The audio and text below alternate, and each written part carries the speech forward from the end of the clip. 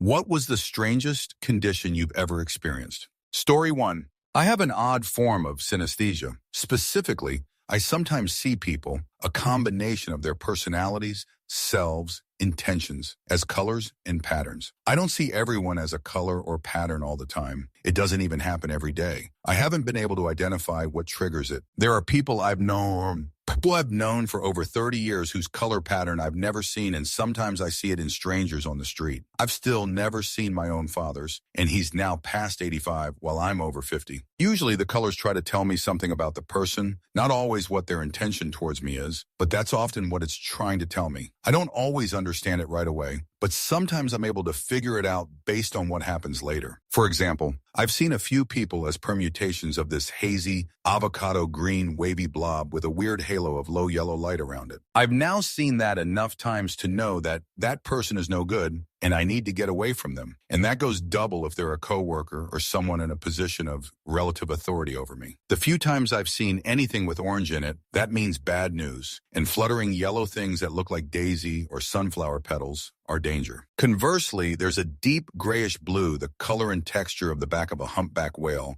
that moves like water, and that to me is safety. My maternal grandfather had that. In fact, his was the first time I was aware of ever seeing one. I must have been around 5 or so. And I didn't see quite that color texture again until about a year or 2 after I met my husband. I never had any doubt about him, but one day we were just puttering around my apartment and he was helping me put slides into an old built-in drawer and saw it, plain as day. Boom, whale wave. It was so cool. Once, on the street in West Hollywood, while walking back to my car after dropping off my cat at the vet for a minor procedure, I saw one that absolutely scared the holy bejesus out of me. A total stranger, a really young guy, average teenager, walked by me that was just black. A total void of nothing but black. Black, black, black. I tried to be inconspicuous about hugging the wall as we passed one another. He didn't look at me or even notice me, I don't think, but it was absolutely one of the creepiest and unsettling experiences of my life. Like that was a future serial killer architect of genocide, kind of unsettling. I'll never forget it. Even now, thinking about it gives me the ick. Story 2.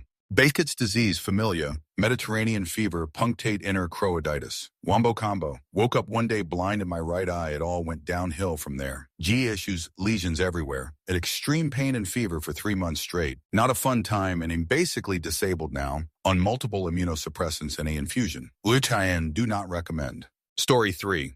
Back labor. It feels like your stomach and uterus are trying to evacuate themselves through your jerk via lightning. The kindly, older security clerk at the hospital, rolling me through countless elevators and hallways, muttering to himself about which way LD, was nearly lost his life that night, despite my constant hissing as a warning. Edit for Oxford, comma. Answer. Shoot was the absolute worst. Then they asked on a scale of 1 to 10 how bad the pain was. I didn't know how to answer because maybe it could get worse. It was my first pregnancy, so I had no basis for comparison. I told myself before the time came to give birth that I wouldn't get an epidural. When it actually happened, I told previous me to F all the way off and took the meds. Story 4. I've been diagnosed schizophrenic since I was 12, so I've experienced lots of psychosis episodes, but none like the one I had a few years ago. I kept losing all concept of reality, and to the point I couldn't even grasp what I was or what anything around me was. I would literally have no idea what a blanket even was and couldn't even grasp that anything around me even existed, couldn't understand anything being said to me or even what words were. All this while in the hospital, hooked up to machines, keeping me alive for around 5 days till they could get me into heart surgery, was legitimately the worst week of my life. Story 5. One time I ate a pound of pasta and trip almost for like 10 minutes, just butter, salt, pepper, and spaghetti. I just laid on the couch and wrote it out. This happened like 15 years ago. I've eaten a whole lot of pasta since, never happened again. And no, I'm not diabetic. Story 6. Matchstick fingers. I used to wake up at night sometimes when I was a kid with a weird sensation like my hands were shrunk in size and everything I touched was huge. I'd try to pull up the blankets and they'd feel 4 inches thick, or the doorknob would feel like it's the size of a football. Sometimes it'd be the reverse, where my hands felt oversized and everything I touched felt small and paper thin. I've heard some people have the same experience as an aura that precedes a migraine headache, but I've never had migraines. The last time I experienced it was when I was around 15 years old, and then at some point they just never happened again. Story 7. I got mono when I was 12, and the fatigue, achiness, chills, etc. Never fully went away. I'm 35 and I still feel like shoot most of the time. Powering through doesn't work because the more I do, the worse I feel. Despite this, my blood work has always turned up normal. Edit. Fixed a typo where autocorrect had changed chills to child. Answer. Mono is caused by Epstein-Barr virus. In college, my roommate and I both got it. About 8 years later, I was showing the early symptoms of MS, and my old roommate had Hodgkin's lymphoma. Both diseases are closely linked to Epstein-Barr. Mono almost eliminated me, and it has never stopped trying. Like you, I haven't been right in years. Was finally diagnosed with an autoimmune disease. It's not in your head, it's real, and I'm so sorry. Story 8. Both side effects of meds attempting to alleviate migraines. Longtime soda drinker, but on one med, all the soda I drank tasted completely flat. I was convinced I got a bad batch. It was such an extreme change. I can kind of understand how a med might change the taste of a drink, but a physical property? So strange. Another med, when I tapered off, gave me a sensation where every single time I'd move my eyes, there was a distinct zapping noise and mild zapping sensation in my head. I felt a little bit like I was developing a superpower. It was so distinctly weird that I eventually Googled brain zaps in desperation and found out this is exactly what they're called, and it's not uncommon. Story 9.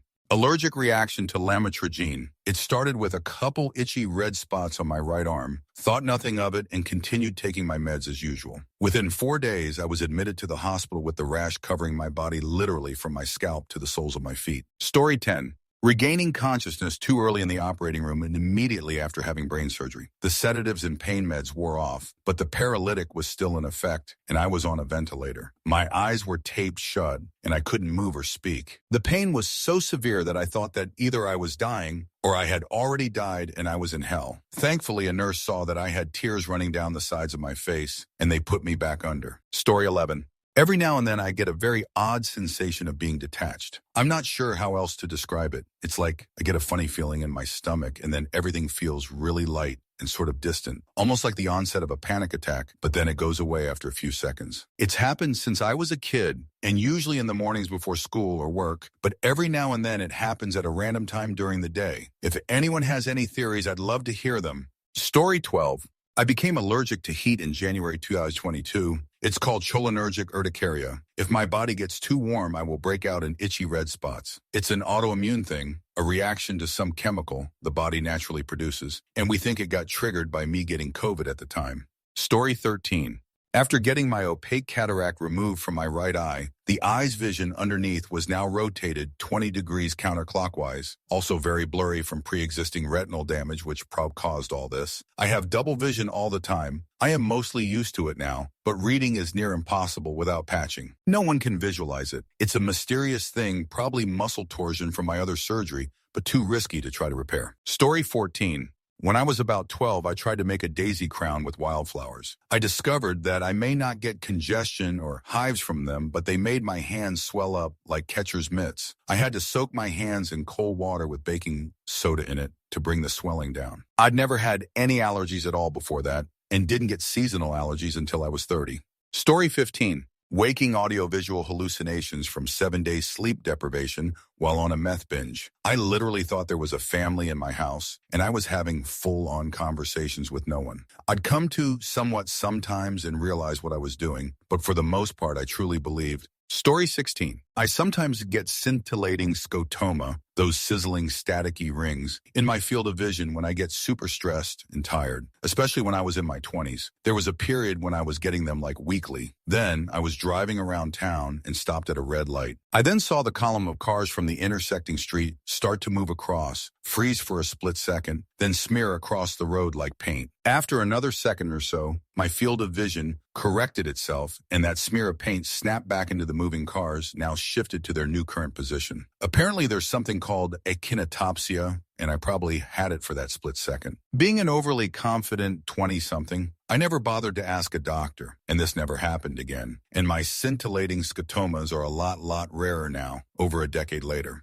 Story 17.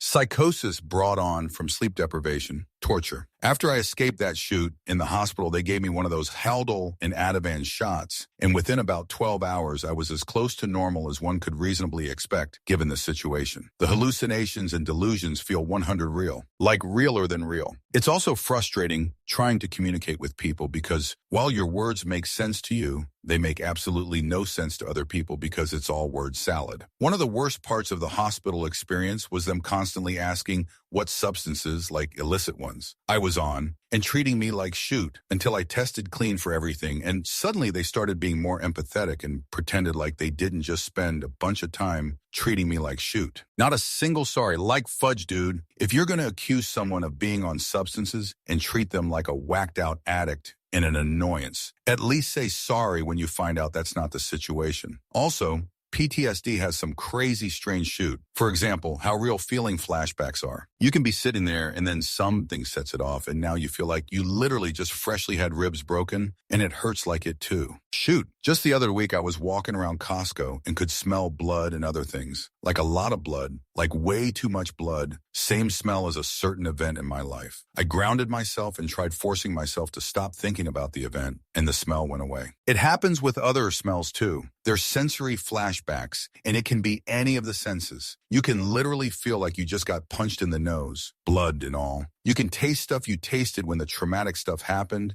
all sorts of stuff, and it all feels completely real. Story 18. After eating lunch one time, my vision literally gave up on me, like the floor was on the ceiling and the ceiling was on the floor. I got up to walk around a bit and I legit fell over. I was so dizzy for like 30 minutes that the room was literally spinning. Turns out it was just low blood sugar, but it was scary, LOL. You can probably tell that I don't have low blood sugar often. Story 19. Excited catatonia. Heard music from above. 10 minutes later, a month had passed, and all I had was snapshot memories of contorting into strange positions and trying to fight family members. It was like time traveling. I woke up and saw my mom was home visiting. I asked her how long she was staying, and she said that she had been there for 2 weeks trying to calm me down. I had apparently rolled in the street and only been able to speak in repeating words. I felt foggy for a couple of months as I tried to piece my life back together. All I remembered was a short argument from the month before, beginning to walk home, and then I blacked out. So much adrenaline and cortisol that had amnesia. Edit, I thought my mom had just arrived, but she was actually packing to leave. Didn't remember her being there. Story 20.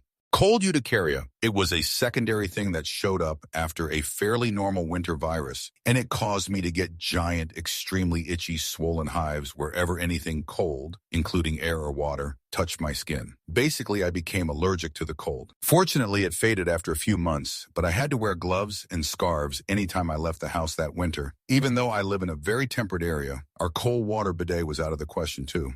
Story 21. Static right eye seizures that vanished when I had emergency gallbladder removal. After multiple upon multiple eye scans, EEGs, MRIs, 3D imaging, and general observation with my neurologist and PCM and 2 eye doctors, we all came to the conclusion of that's weird. We don't fudge know. They started 2 years ago out of nowhere. I had about 2 seconds of notice where I'd get this overwhelming feeling of tipsy-like dizziness, and then my right eye would have this TV screen static that would fade in strongly and then fade out after about 2-5 minutes. They started getting so common that I stopped driving altogether because I'd get so disoriented I had to pull over. The unlikely fix was being rushed to the ER for a ruptured gallbladder, had emergency surgery in April of this year. Haven't had one since. I literally had one while sitting in the transition room before the operating room, and that was the last one. My doctor's theory, only a theory, no backing to it logistically, is that it may have been some weird immune system response to the bile slowly leaking out of the gallbladder. Moral of the story is, if these weird eye episodes happen to you, get a liver ultrasound.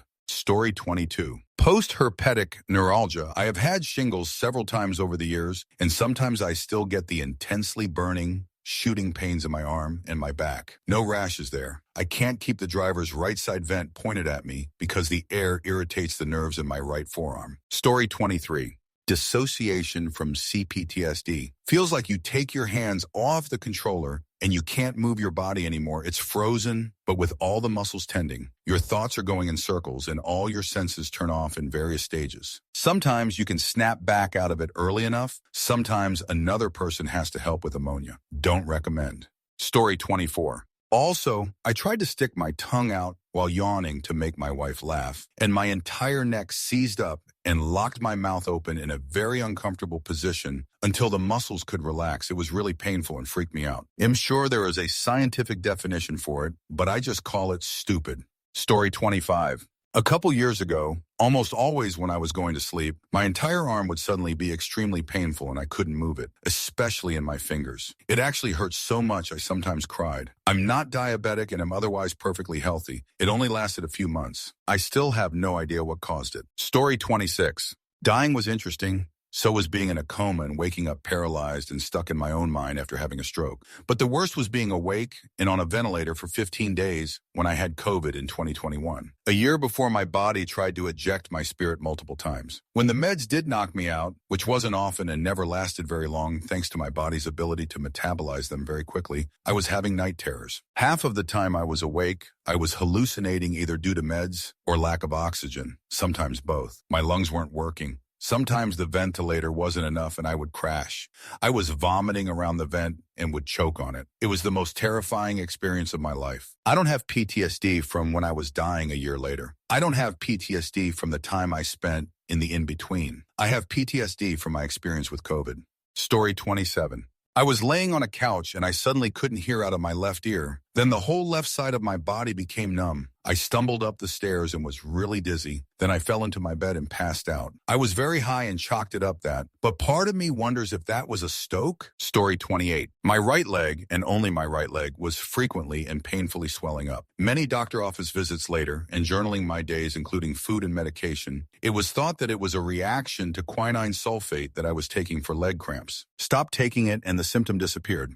Story 29. Bell's palsy. Woke up one day and half my face was numb. Thought I just pinched a nerve or something while I was sleeping. Around noon, I thought, all right, something is wrong. This isn't going away. Went to the emergency room fearing I might have had a stroke. Was diagnosed with Bell's palsy. That shoot lasted for 6 weeks. I thought it was never going to end. Story 30. I am the proud owner, however, of not one but 4 one in a million diseases. First was nodular amelanotic melanoma at the ripe age of 21, the rarest form of melanoma at an unlikely young age. Then I developed an unrelated autoimmune autoinflammatory disease called Behçet's disease, which is incredibly rare for someone my ethnicity. And then, last year, I developed another extremely rare autoimmune disease called relapsing polychondritis, another 1 in a million. And then I developed a 1 in a million complication from the steroids I have had to take to treat my inflammation, a retina disease called central serous chorioretinopathy, where fluid leaks under my retina, causing visual disturbances. Absolutely crazy to go through all of this. I'm sure my body isn't done with the rare conditions yet.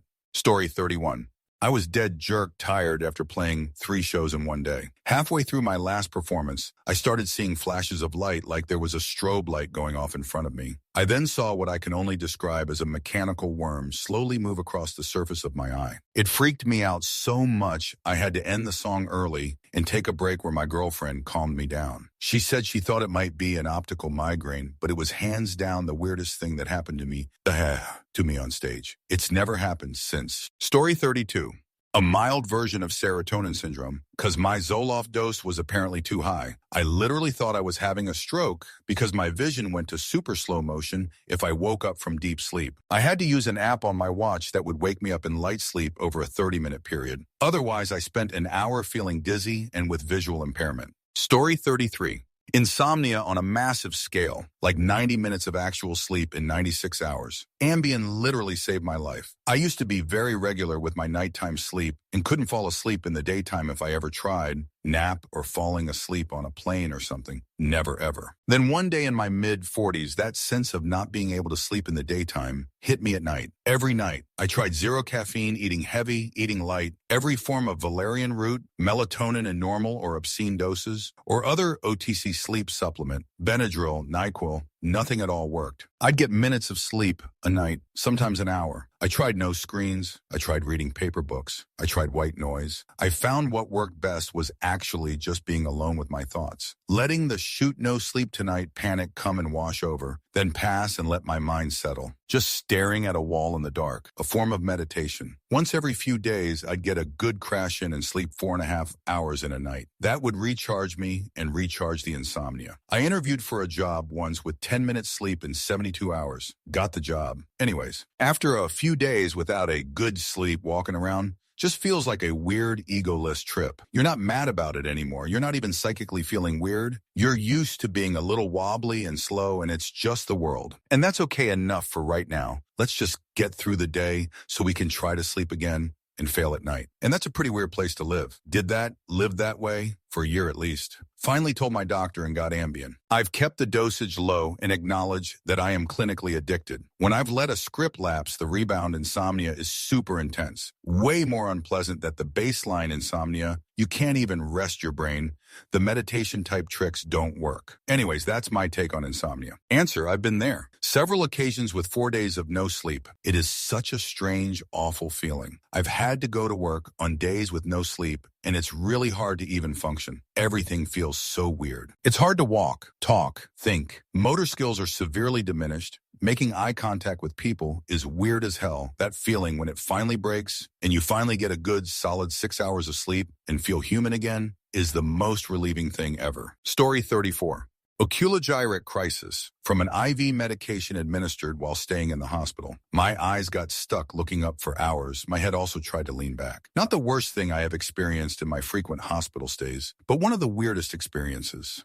Story 35. All my life, I have never been able to swallow beets. I only found out it's an allergy recently. As a kid, Mom never believed me. I don't mind the metallic taste. I do actually like the texture, and I can't reiterate hard enough, it's not anaphylaxis. All my throat muscles, the ones that swallow in a descending wave instead, all clench up at once in a coordinated nope. I literally cannot swallow beets, spit them out, and eat anything else, and it gets let through. Story 36. I stood up to go to the bathroom one night and immediately knew I was going to throw up. Ran to the toilet, got on my knees, and all of a sudden I got so sweaty and full body chills. I laid down on the floor and my vision started to go black. Dry heaved a few times and then everything just went away. What the heck was that? Story 37. Sciatica, a UTI, and kidney stones all at the same time. I didn't sleep for 2 days straight because I was very, very anxious and in extreme pain. Still tried to power through, went to urgent care, and the doctor stood outside my room making fun of me because I was acting erratic. Oh, wow, no fudge shoot 3 very painful conditions at the same time and operating on 0 sleep make me act weird. I had a work meeting and planned to finally go home and try to sleep after that. Couldn't sleep and felt really fudge weird and numb and couldn't figure out what was wrong. Thought I was having a stroke, thought I was having a psychotic break, completely messed up. Went to the ER where I asked them to test me for everything possible. $11,000 bill for that. That still hasn't been paid off. While I was waiting in the ER, I fell asleep, but only slightly. I had a hallucination that the people across from me were making fun of me and saying I was dope leaning. I woke up and started loudly talking about what fudge assholes they were, and then my partner told me they were in fact not talking about me. I wound up taking off the first week of work school because I thought I was having a psychotic break or something. Nope, just a failure of our medical system, lol. Story 38. Trigeminal neuralgia on left side of my face. Intense electric by shock-like sensations that ran from hinge of my jaw across my cheek to my eye and lips. It disrupted my ability to speak or even think coherently. The pain sensations were every 60-90 seconds for almost 4 weeks. I barely slept, ate, or spoke for nearly a month. Saw several doctors at the hospital, including a neurologist, and none of them could help. A chiropractor was the one who finally helped resolve it with jaw adjustments. No medications or injections worked. They call it tragic end disease because there isn't a cure and some people literally go crazy and unalive themselves from it. I am very fortunate that it completely subsided after 4 very painful jaw adjustments and deep massage into my mandible muscle. Story 39. I was diagnosed with type 2 diabetes at 35 years old. Sounds usual and sane. The problem is that I was 90 pounds. My previous normal weight ranged from 145 to 165 pounds. When the nurse practitioner told me I needed to lose weight, I asked, where from? I tried every treatment plan for type 2 for 2 years before I could see an endocrinologist. I asked her to check everything because I felt so unwell because my blood sugars were so out of whack. After new blood tests, she told me that I was type 1. I can't say that it has been all cake and roses 15 years later, but it sure is better. Story 40. Occipital neuralgia, which was a pulsing, intensely excruciating headache only on the right side of my head. It pulse-contracted the nerves every 3-5 seconds. I couldn't even stand to touch one single strand of hair on my head because the occipital nerves were so inflamed. Story 41. Fun. I was working out with a personal trainer. Something happened that day, not sure what, but my heart rate was at 200 on the treadmill. She took me off it, gave me a minute, then we went to strength training. While I was using a machine, I suddenly felt like I couldn't move. My whole body was paralyzed. I could feel myself about to puke, but couldn't do anything about it. And then I did puke on the floor, and my body was able to move again. 2. Low blood sugar. I had my first serious low a couple of weeks ago. I was still able to move still coherent, but I was moving in slow motion. I felt like I wanted to pass out. Felt totally bizarre. Story 42. In psych ward, they put me on pills that are proven to cause the most bizarre extreme side effects. I got lung inflammation, permanent eye damage, and constant nausea from it. But aside from that, what I found myself was this zombie-like state where you're so darn tired and dissociated that there's nothing else you want more than to simply sleep, but you cannot sleep at all. So you're just wandering around like a living dead, unable to do anything else to keep yourself stimulated due to the various effects keeping you from even as much as reading. It was like an inescapable inner prison, the worst week of my life. Story 43. Hell's itch. I grew up playing in sunshine 300 days a year, had various sunburns and tanned regularly. Don't do it, girls and boys. It ages you like crack cocaine on us. FAW fifth, never mind years. And I worked in the garden for the afternoon and received a red neck and back. The next day it itched so bad. Not your regular sunburn itch. This was unrelenting and I could not scratch it from the intense pain. My face would contort from trying to scratch the itch. Thanks to Reddit for helping me survive and know what it was. Lesson. If you have a child who presents with this, don't think they are faking the severity. It's horrible. SIDS are your best friend.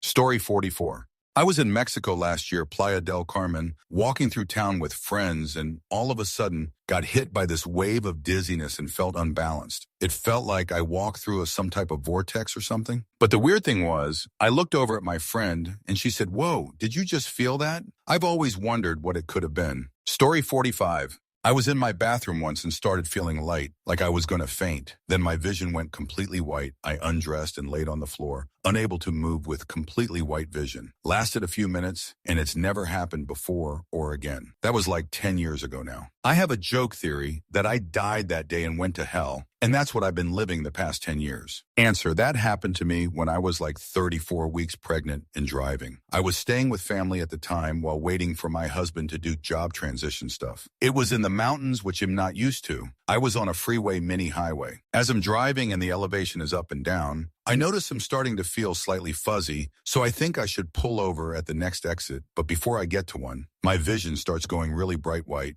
and I can't see anything except for faintly making out the tree line next to me and some road signs. Miraculously, I safely slowed down and was able to barely make out an exit and then pulled to the side. Couldn't see at that point. Took like 30 seconds for vision to come back. Chugged water and ate a snack and then was fine. Don't know if it was the elevation change or a blood sugar thing. Scared me to passing. Story 46. Besides having orthostatic hypotension and other autonomic disorders, I'm currently dealing with a very strange issue. I've developed an inner tremor or a vibration in my body that you can't see, and most of the time I don't notice it's happening until it stops. Then I realize how strong it feels. My muscles are not spasming or contracting when this happens, but they do feel tired and weak while it happens and after. It also makes me feel anxious, but I also feel like my vagus nerve might be involved. I honestly have no idea what this is, why it's happening, or how to make it stop, but it's driving me nuts. Prior to this, back in 2012, I got ready for work as usual.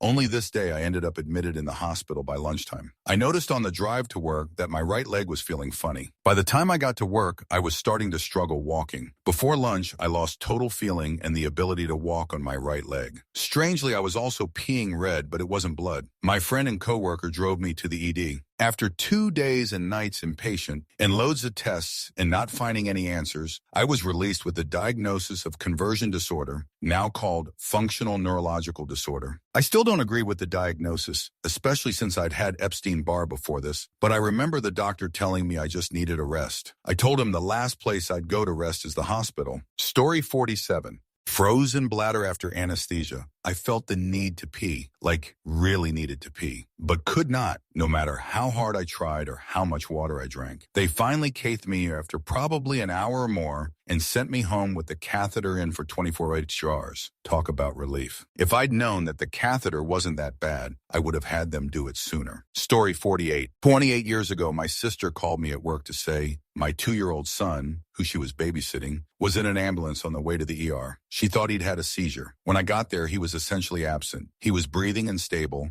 eyes open but completely unresponsive, not even blinking. Needless to say, I was distraught. All the tests were negative. The doctors had no answers. As a final resort, they asked to do a spinal tap. I was terrified for him. He was like a noodle while they prepped him. I've never cried so hard in my life. The moment they inserted the needle in his spine, he wailed in pain and called out, "Mom!" He was back. They had no explanation. Didn't find anything in his spinal fluid either. And it's never happened again. He's 30 now, married and totally healthy. Story 49. They gave me fentanyl in the ambulance a year ago, and my life has felt slightly dreamlike ever since. I feel like at any moment I will wake up in that ambulance and they'll say, "You were out for a couple minutes. We're just pulling up to the hospital now."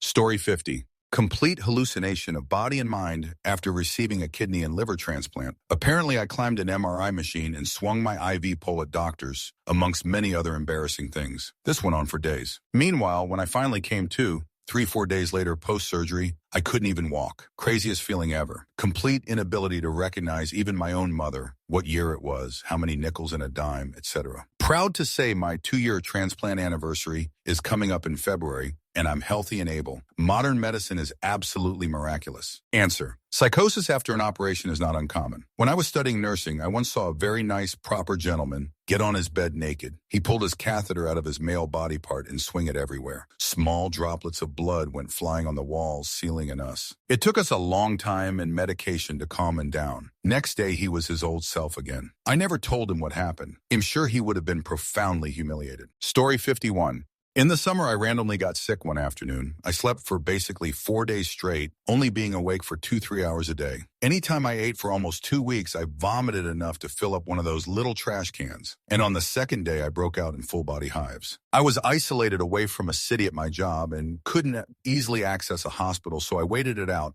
And luckily, I survived, LOL. But to this day, we have no idea what it was, and nobody else around me caught it. Ruled out heat stroke, food poisoning, allergic reactions, and it was the closest to passing I've ever felt. Answer. This sounds exactly like how I was with mono. For about a month, I was wiped out. Something as simple as a shower, 2-hour nap minimum to recover. At the beginning, I was sleeping about 18 hours a day. My spleen was swollen, so I couldn't eat beyond absolutely toddler-sized portions. Anything bigger than that, I was sick. I have chronic hives anyway, but they're usually well-controlled unless eaten poorly. I was a mess with mono. And the immune response is exhausting by itself, which only compounded the fatigue. 0-10, do not recommend. Story 52. OG COVID leaving me unable to smell for months. Anything. Everything tasted wonderful. Until I started getting my smell back. All strong smells were an odd, terrible chemical type of smell. The same, but would vary in intensity. Bacon, poop, paint, coffee, cigarette smoke. All the same. So weird.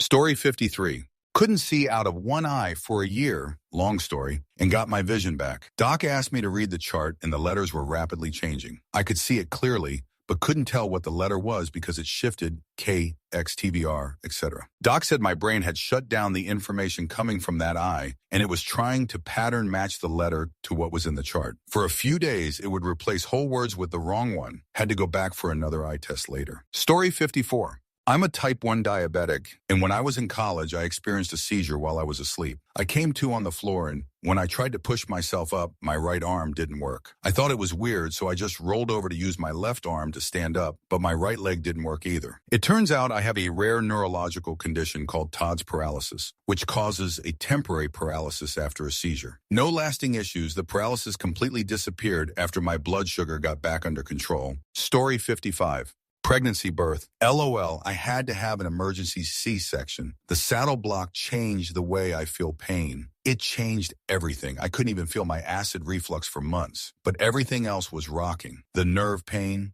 Story 56. One of the weirdest physical experiences I've had is sleep paralysis. It's a temporary inability to move or speak when you first wake up, in my case, or when falling asleep. Meanwhile, you're fully conscious. Other fun side effects include terrifying hallucinations. I haven't had it happen to me in years and hope I never do again, but I dealt with it a lot as a teenager. Story 57.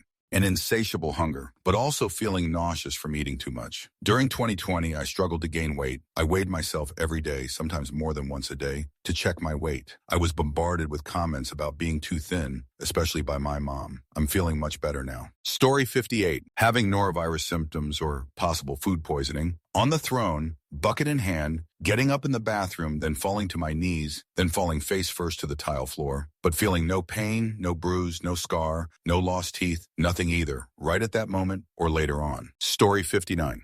I suffered from 1. Floating kidney, only hanging on its vein and urethra. 2. Semi-floating liver. The right liver lobe became completely loose, fell down, and turned around on its own axis while standing. 3. Floating spleen only hanging on its splenic artery. 4. Megacolon. Dysfunction from diaphragm while standing. I could pump more than a liter of air into my stomach, causing extreme bloating. Only by belching air I got rid of the air. Needed to be constantly in a bend-over position to avoid this. 6. Got the most rare hernias, Petty's hernia and a Grainfeld hernia. Both needed to be operated for the 3rd time to close them. All was caused by an extreme rare form of Ehlers-Danlos syndrome. I have 2 genetic failures on COL5A1 and 1 in COL5A2. How rare can a human being go? Story 60. In myself, randomly basically waking up with Bell's palsy. Over the course of about 48 hours, the right side of my face became completely paralyzed. And it happened so gradually I didn't really notice even when I couldn't taste my sandwich on the right side of my mouth. And I was like, that's weird. What's wrong with this sandwich? By the next morning, I couldn't rub my lips together. And I was like, well, my brain is definitely having a bad thing. And I went to the ER and they were like, here's an eye patch and some steroids. It mostly resolved within about 6 weeks, but it never went 100 back to fully normal. Like 99, but I can see and feel where parts of my face are still weaker. Story 61. One day, my buddy lost the ability to pee on his own. His bladder stopped sending signals, saying it was full, and he no longer can use the muscles that empty his bladder. One day, his entire right side went completely numb, and he went to the emergency room. His bladder was the size of a football. He's been using a catheter for the last 5 years. He surrendered 2 years in physical therapy, trying to get back to normal with no success. He is in good physical condition otherwise. Story 62. Years ago, I used to abuse Adderall. I had only one very specific time where I had consumed quite a bit and my entire body started intensely shaking, sort of like when you're very frigidly cold and shivering uncontrollably. This effect had never happened to me before. While doing substances, I was convinced I was going to die and just stared into the mirror for like 30 minutes. I drank water and tried to breathe deeply. I prayed a lot. It gradually subsided and I just kind of sat on the couch for the next 9 hours. Never again. Story 63. I had a wound infection in my incision after abdominal surgery. It was horrific. I first noticed it as a small blister at the bottom of the incission. Intrigued, I poked at it a bit while on the toilet. Suddenly it opened up and drained about half a cup of vile, smelly yellow gunk, which I caught in a paper cup. One panicked call to the surgeon later. He explained how to clean the abscess, and he called in antibiotics for me. My follow-up visit was 2 days later, so he waited till then to see me. When I got there, he freaked to see the size of the infection. He cleaned it as well as he could, but it soon became obvious I needed surgical debridement to get all the infection out. So after that, I woke up to being admitted to the hospital, hooked up to a wound vac machine, which literally sucks the pus and debris from an infected wound using vacuum. I stayed in the hospital for 2 weeks, going through 4 or 5 antibiotics until they found one that worked, Levaquin. The whole time the wound vac was sucking merrily away, producing around 500 millillium of pus and guck 2 and 3 times a day. I even went home with the darn thing for a solid month. Finally, the infection cleared and my incision cleared up. No more ABX, no more darn machine. That was the worst, smelliest, nastiest medical situation I ever had the displeasure of experiencing. Story 64. When I was a teenager, a medication I cannot remember had this weird side effect making all my jaw muscles strain to the left, like it was stuck that way and it wanted to go farther if it could. It was terrifying not being able to control it. I was crying and scared, and I ended up sleeping it off with my face pinned in such a way my jaw couldn't move. Side effects can get real weird.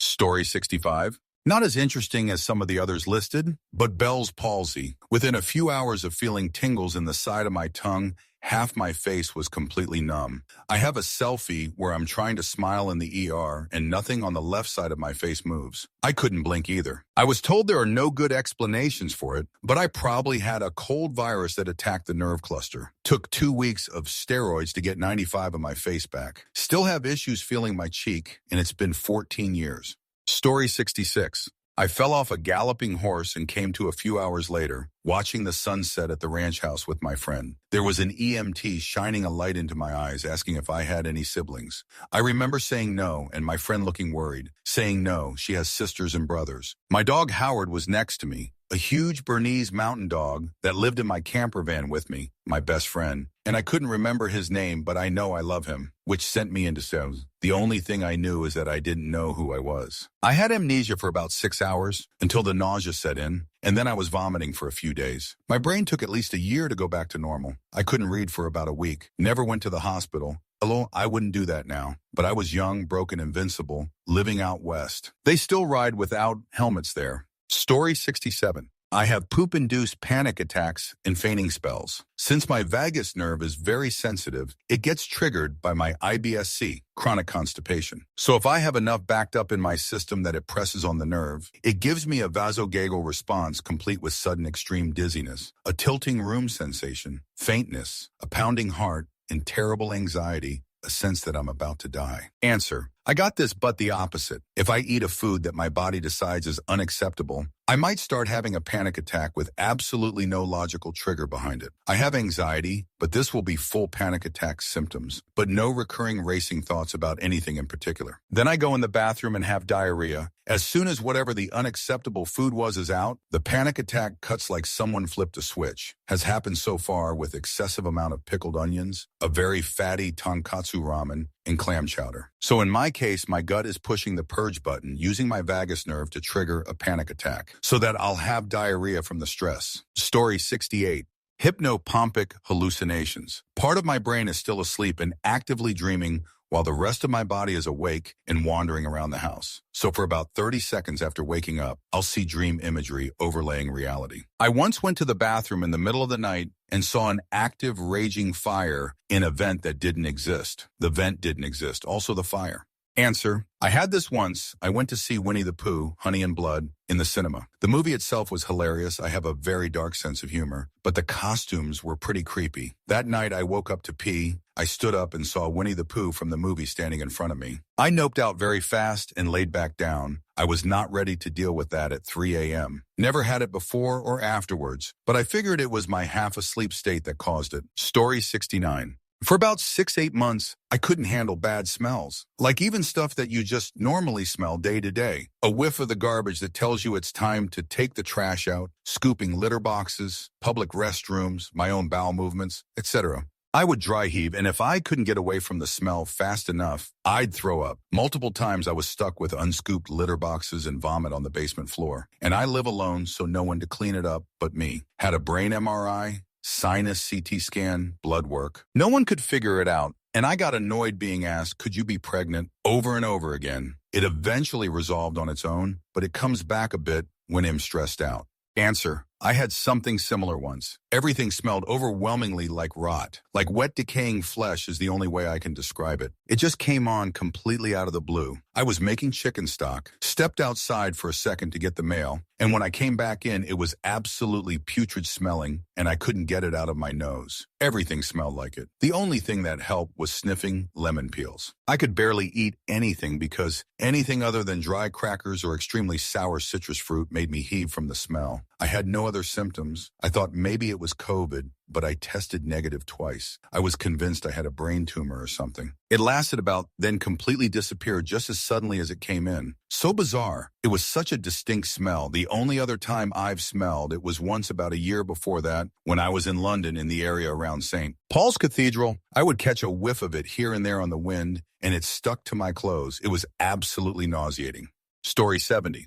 For 2 years, I heard a constant whooshing noise in my left ear. Nothing I did helped, and it drove me nuts. After frantically Googling about it every time I got severely stressed out by it, I eventually found a website called whooshers.com, And from there, a niche Facebook group based on people that have what I now know is referred to as pulsatile tinnitus. They recommended a doctor several states away that would take the condition seriously, unlike most doctors that hand wave it away. And he ordered the correct imaging, found a hole in my sinus near my ear, causing me to hear my heartbeat, hence the whooshing, and then performed surgery to plug the hole. It's one of the weirdest things to happen to me, and I'm mostly posting this for other people with this condition to connect and know they aren't alone. Answer: I have had this before, and am actually currently experiencing it as well. A few years ago, when I first experienced it, it got so loud I could barely hear PPL talking to me. Finally linked it to my severe anemia, and at the time, I also had a GI bleed and a critically low hemoglobin. I literally should have been dead. No one took my questions about the whooshing seriously nor linked it at the time. Went away after the blood transfusions. Happened again twice more whenever my hemoglobin dropped too low. Finally Googled it myself and mentioned to a new doctor who said changes in my blood flow, in my case less blood flowing, is what triggered it. Now every time the whoosh comes back, I know I have to go get blood transfusions. Story 71. I had a laparoscopic hysterectomy. They found more endometriosis than originally anticipated, so surgery was a bit longer than anticipated. In recovery, they had me get up to go pee. As I was walking to the bathroom and sitting on the toilet, I started feeling like I could barely breathe. By the time I got back to my bed in recovery, it felt like I was slowly suffocating. They explained that it was leftover gases from the surgery that shifted when I stood up. It kept getting worse, and I kept getting more anxious. The more anxious I got, the more I moved. The more I moved, the more pain I felt in the surgical area. They gave me IV pain meds, and I lost consciousness. I came to with a nurse sternum rubbing me awake. I would later find out the sternum rub was determined due to my dropping O2 stats. Over the next while, they would make me get up to pee, and the air would shift, and it would all start over again. This happened a total of 6 times. The last time, they had given me Dilaudid. This time, while losing consciousness, I could see the black slowly lowering like a curtain, but there was nothing I could do. After that, I refused IV pain meds and spent about a day in the hospital. That curtain-lowering experience was one of the most terrifying things I have ever experienced, especially with the voice in the back of my head questioning if I would wake up from this one. Story 72. Tactile hallucinations one night after being given local anesthesia for a procedure that morning. It felt like someone was punching me in the face without pain, like the sensation of a punch over and over. I was in bed and I turned the lights back on to see if someone was in the room and somehow painlessly punching me. Story 73. I get this pain sometimes that goes from my genitalia to my belly button, and it's like a tightness that pulls so it feels like I can't stand up straight and I have to stay hunched over. Picture like a resistance band that is inside me that connects deep in my belly button to inside my female body part. I've only met face-to-face one other person in my life that has experienced this and came across one post where, if I remember correctly, I think 2 people said they experienced it as well. Everyone else thinks I'm crazy. Story 74. It all started with some colorless, tiny bumps on my palms that itched like hell. They soon appeared at the bottom of 1 foot, only one. The itching was so intense that I basically tore my skin off. I ended up in the ER with multiple severe infections. I could not use my hands. They were swollen and covered in open wounds. The skin on my hands and toes turned into the strange hollow callus. This was all accompanied by full body hives. Directly after that, I started getting deep, painful cracks in my feet that would bleed frequently. I am recovered now, but the skin on the bottom of my feet is white and scaly. I exfoliate and moisturize, but that's just how the skin grows back now. My fingernails are weird. It's like they are peeling off from the bottom. The ER doctor said he had no idea what was wrong with me. Story 75. When I talk on the phone for too long, I get a stuffy nose. I have various vertigo issues, but one was like bouncy legs and was actually enjoyable. I was afraid to take my normal medication at night because of it, but I really haven't had it like that again. Kind of disappointing. It was a free tripping session. Story 76. I had a weird virus, got a bad fever that induced body rashes from the fever. I woke up in the middle of the night and was so tired and ill. I felt as if I was dreaming while I was awake. Hallucinations, a spinning room, loud internal monologue. It was wild. Virus went away. I was back to normal. Story 77.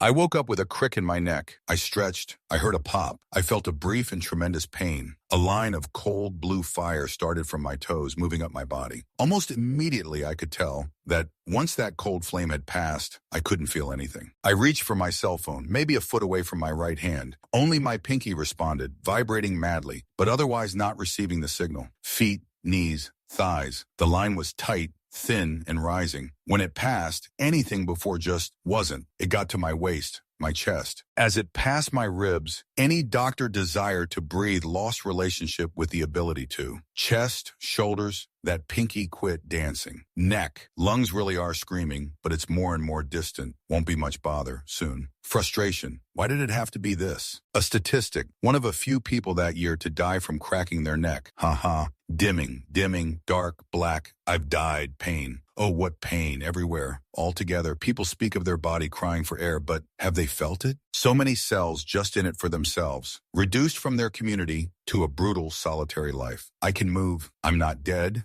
I cannot move well. I don't know when it is, and am not completely certain I'm alive. Fumble phone open, dial family. Can't quite understand why they're so upset, but I do parse. Stay on the phone. We're coming. Imaging. Things look okay. My head is still stuck at an inappropriate angle. Proper stuck, but I'm told to give it a few days. Take these opiates, these muscle relaxers, these benzos. Home bed. Wondering why people dislike this lost show so much. It's so good. Stop taking the perks. Scales fall from my eyes. I stop watching Lost. Start stretching every day. Yoga. My body is better overall. No thanks to that crick, nor the swelling it caused. I do wish I knew how long I was dead. Story 78. For about 6 months, I'd hear a song in my head out of nowhere. I'd get frozen in place, sort of mesmerized. I could still see and hear, but I'd just be stuck. 15 seconds later, the spell was broken. When the song was in my head, it seemed that I knew the song very intimately. But when it was over, I could never remember what it was. Story 79.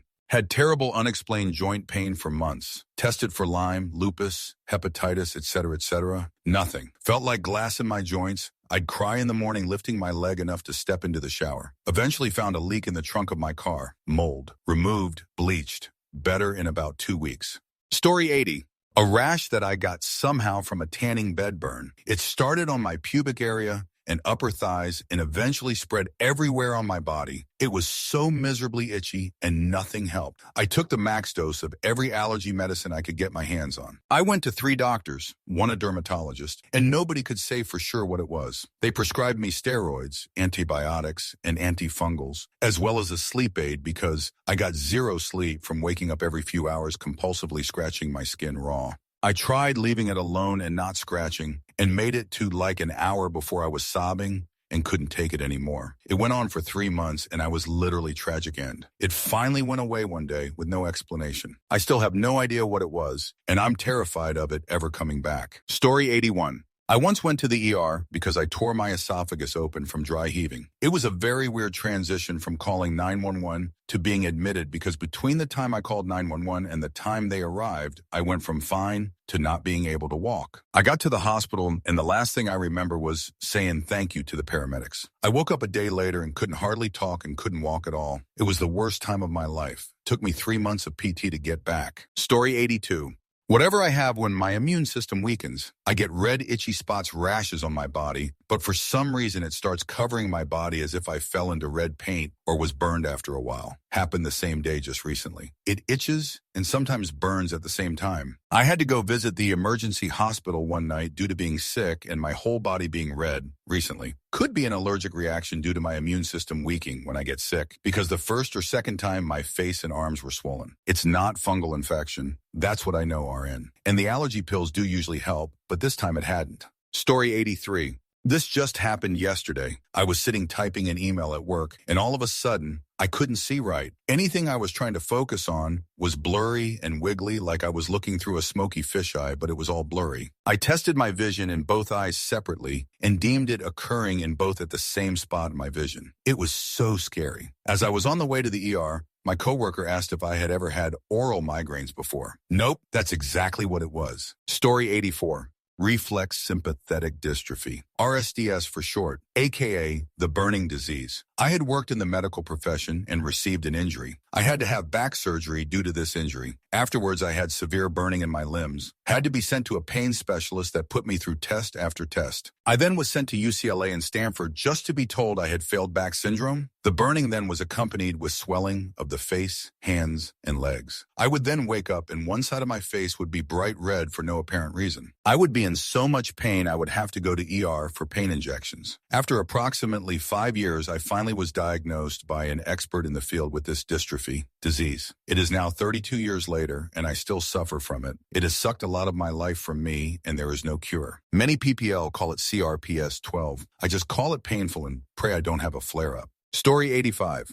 Maladaptive daydreaming. Basically excessive daydreaming to the point it starts to interfere with daily life. It was really in school, especially with lecture-based classes. 1 minute I was in class and then suddenly I've spent 20 minutes exploring a very vivid fantasy world exactly as if I were dreaming. Like literally seeing the dream instead of what's actually in front of me, even though I'm very much still awake. Story 86. Gallstones with acute meaning severe pancreatitis. Gallstones got loose and blocked my pancreas. I was in severe pain in episodes. It started a month or so apart, then got closer together. Then I got really sick for 2 days. Then it started coming back every week or two until I caved and went to the hospital. Surgery wasn't even debated. Forced to medically fast for a few days. No water either, until my pancreas could heal, calm down. Then eat a clear liquid diet the night before surgery. My cutoff was like 11 veins, and then I had the surgery. It didn't hurt as bad as I expected. It hurt, but it didn't send me to the floor. Just wriggling around in bed, bending over in pain, crying in Epsom salt baths and vomiting and being sick. I was afraid to go to the hospital because I was afraid they'd send me home and dismiss my symptoms like they've done many times. But waiting worked out. I won the medical care team lottery and was treated very well and actually felt validated. Rare experience from my perspective.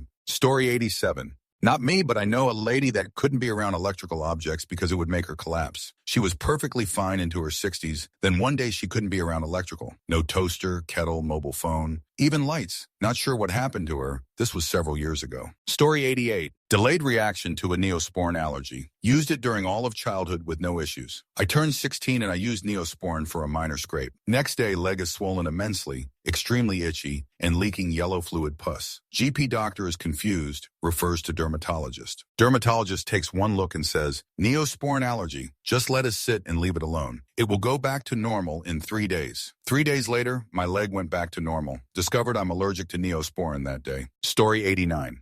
Had 2 C-sections, and as part of recovery, they ask you to wiggle your toes. No matter how hard I told my brain to send the signal, I didn't have control of it, and it's always stuck with me. I suppose it's not strange at all, but it was very weird for me in the moment, and it's very sobering to have so little control over your own body. Answer yes, I had a C-section, and I was one of the weirdest, disconcerting feelings to be sending the signals to my toes and legs to move and not be able to at all. I remember them telling me to open my legs so they could put in the Foley catheter, and I couldn't move them at all, so they just flopped my legs to the side. In the same realm was when I had to have a magnesium IV drip for preeclampsia from the same pregnancy. You lose control of your body muscles, and everything just feels like you're not quite attached to reality all the way. Story 90. I was at a concert this one time when I suddenly felt real hot and went blind. Yup, right there in the mosh pit. I know. Great time and place to be blind. Don't know why. Didn't take a shot to the head or anything leading up to it. Eyes wide open, but couldn't see. Lasted about 10 minutes or so. I pawed my way around and found myself a wall to lean against. Eventually it passed, and I was able to find the people I went with again. Scary stuff. Story 91.